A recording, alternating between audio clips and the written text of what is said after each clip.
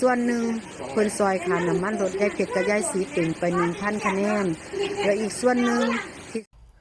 ที่ดาลาวบ่เคยทิ่มไผ่ไว้ข้างหลังงานที่จบไปที่งานแห่เทียนพรรษาได้มาลัยหน้าเวทีมา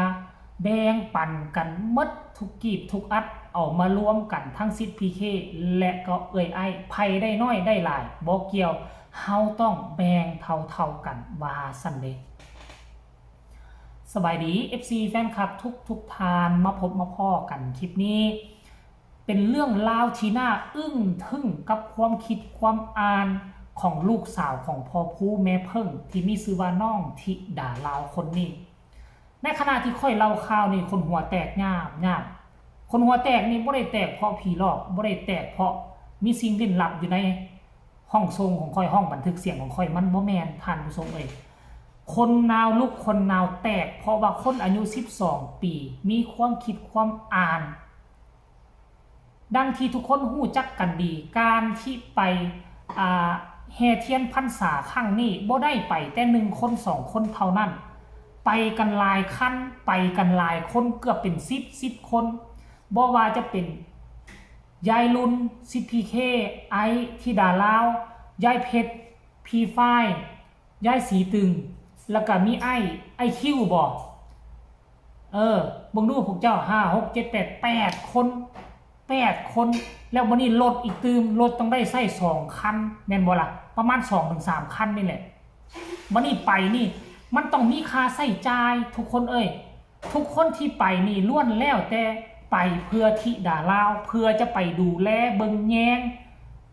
ปกปักปกป้องธิดาลาวไปขึ้นคอนเสิร์ตให้มันตลอดปลอดภัยในเมื่อธิดาลาวเห็นความตั้งใจของคนอื่นเฮ็ดเพื่อเจ้าของมาเสียเวลาเฮ็ดเพื่อเจ้าของเพื่ออยากให้เจ้าของไปขึ้นคอนเสิร์ตให้มันสนุกสนานให้มันปลอดภัยให้ไปถึงงานในเมื่อเห็นเขาเจ้าเฮ็ดแบบนี้ให้โตธิดาลาวนี่น่ะ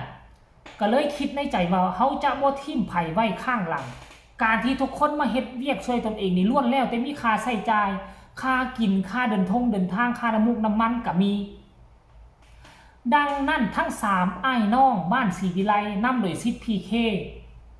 ก็เลยโอ้ล้มกันระหว่าง3คนอ้ายน้องเงินมาลัยเนาะเงินทริปหน้าเวทีน่ะคือการห้องรำทำเพลงอยู่ในวัดก็ดีอยู่ตามกลางทางก็ดีเวลาแห่คือจะมีพ่อแม่สะอ่อนเสียงห้องเสียงคับเสียงรำทั้ง3คนนี่เอามายืนมาปอนให้ด้วยความฮักด้วยความแพงเงินห่วงนั่นแหละเป็นเงินมาลัยน้ำใจจาก FC แฟนคลับสำหรับ3คนนี่บ่เว้าเลยว่าไผสิได้น้อยไผสิได้หลายบ่คันถ้าเฮาคิดเฮาก็ฮู้แหละที่ดาลาวน่าจะได้หลายกว่าหมู่แต่บ่เว้าแต่บ่คิดแบบสั้นเลยที่ดาลาวบ่ได้เสียดายเอามาโฮมกันกับซิดพีเคกับไอโฮมกันแล้วได้เท่าใดแล้วมันฮักให้ค่าน้ำมูกน้ำมันไปให้ทั้งยายเพชรกับยายสีตึงเป็นค่าน้ำมัน 1,000 คะแนนและเหลือเท่าใดจักน้อยจักหลายก็บ่สน3ไอ้น้องมาแบ่งปันกันเบิ่งแหน่ทุกคนเอ้ยธิดาลาวนี่ขั้นก่อนแล้วนี่ว่าบ่มีครอบครัวที่สอนมาดีจ้างก็คิดบ่ได้แบบนี้คนอายุ12ปีคืออยู่บ้านเฮานี่เต็มไปแม้แต่กระทั่งค่อยก็เคยเป็นเด็กน้อยมานี่อายุ12ปีมีแต่แนวอยากได้บ่มีว่าเลยสิเอาไปให้ผู้อื่นน่ะแต่ว่าธิดาลาวนี่บ่คือเด็กน้อยคนอื่นมาอยู่น้ำตาหวังยายรุ่นมาอยู่กับพ่อผู้ศรีวิไลบ่มเพาะมาดีและที่สำคัญนี่ตอนบ่ทันมาอยู่น้ำพ่อผู้แม่เพิ่งอยู่ทางบ้านพุ่นพ่อเฒ่าแม่เฒ่าแม่ผู้ให้กำเนิดก็สอนน้องธิดาลาวมาดีมาตกอยู่ฝั่งไทยก็มาตกอยู่ครอบครัวที่ดีมีน้ำใจเอื้อเฟื้อเผื่อแผ่บ่ว่าจะเป็นพ่อแม่ทางเกิดบ่ว่าจะเป็นพ่อแม่อยู่ทางไทยมันจึงเฮ็ดให้เด็กน้อยคนนี้นี่น่ะอายุวัยเพียง12ปีฮู้จักคิดแบ่งปันให้กับผู้อื่นโดยเฉพาะเหตุการณ์ครั้งนี้คันกรณีว่าธิดาลาวนี่น่ะเว้าตามซื่อคันบ่แบ่งปันให้คนอื่นนี่มาไล่ธิดาลาวนี่ก็โอ้ยพออยู่พอกินไปหลายมื้อเติบเลยได้แต่ว่าน้องบ่ตูสิดังผู้เดียวบ่ได้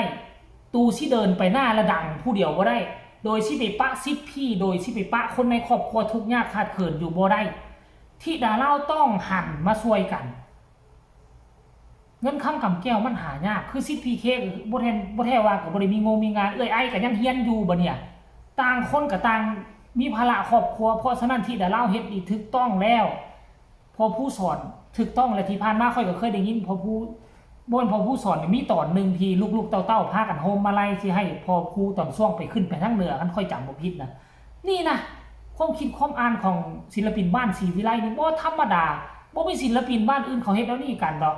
นิสัยเอื้อเฟื้อเผื่อแผ่แบบนี้นะรายละเอียดให้ทุกคนไปชมคลิปนี้สั้นๆจากคลิปของยายรุ่นขออนุญาตยายรุ่นเด้อคงจะบ่ว่ากันเนาะเชิญไปชมเลยทุกคนติดมือที่อยู่หน้าเวทีร้องเวทีล่ำได้มานั่นคือคนนี่พากันเอามาแบ่งกันเอามาจัดเป็น2ส่วนก่อนส่วนหนึ่งเพิ่นซอยค่าน้ำมันรถยายเพชรกับยายสีติ่งไป 1,000 คะแนนแล้วอีกส่วนหนึ่งที่ส่วนเหลือเพิ่นก็เอามาปั่นกันใน3พี่น้องเพิ่นคือสิพีเคน้องไอ้น้องธิดาลาวเอามาแบ่งกันอีกจะนึงค่ะได้น้อยได้หลายก็บ่ว่ากันว่าซั่นว่าได้บ่แต่ได้ปั่นกันมาน้ำกันเบิ่งแหน่พี่น้องความน่ารักความมีน้ำใจของลูกๆบ้านศรีวิไลที่มีเอื้อเฟื้อต่อกันเห็นยายสีติ่งยายเพชรมานำเอามานำนี่ก็บ่แม่นว่ามาเฮ็ดถ่ายคลิปเจ้าของนี่ค่ะบ่แม่นดูแลในการแต่งตนแต่งตัวดูแลลูกดูแลหลานหลายๆสิ่งหลายๆอย่างซอยนั่นซอยนี่กันมาถ่ายคลิปให้ระบางสิพีเคร้องล่ำจะให้น้องฝ้ายถ่ายให้ของน้องธิดาลาวกับยายเพชรซอยถ่ายแน่พี่ฝ้ายถ่ายแน่ซอยกันนะคะพี่น้องพี่ไอ้ถ่ายให้แน่